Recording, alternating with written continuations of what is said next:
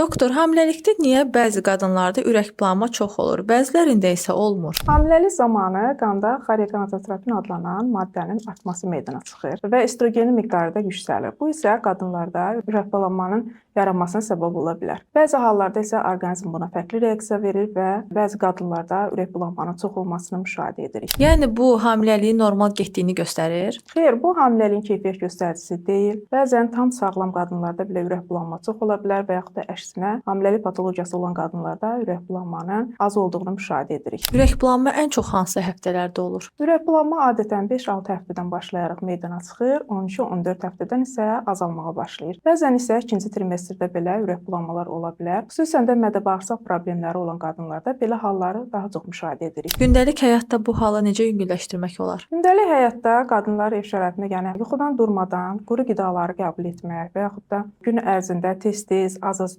qidalanmaq, təmiz havada gəzmək, fiziki aktivliklə məşğul olmaq və s. kimi tədbirlər ürəkbulanmanın azalmasına səbəb ola bilər. Belə vəziyyətdə dərman içmək olarmı, yoxsa zərərlidir? Dərman içmək olar, ancaq ağır hallarda. Belə ki, yüngül və xüsusən orta vəziyyətlərdə çox vaxt dərmansız ötüşmək mümkün olur. Lakin ağır hallarda ürəkbulanma çoxdursa, bu zaman əlbəttə ki, həkim təyinatı ilə qusma əleyhinə dərmanlardan istifadə etmək mümkündür. Ürəkbulanmanın çox olması körpələrə necə təsir edir? Yüngül və orta qusmalarda körpə adətən heç bir təsirə məruz qalmır. Lakin ağır qusmalar olduqda, xüsusən də qadın demək olar ki, tamamilə qidalanmır, hətta isti suyu belə qaytarırsa, bu zaman əlbəttə qan dövranının pozulması və dölə gedən qanın miqdarının azalması, döldə hipoksiyanın yaranması mümkündür.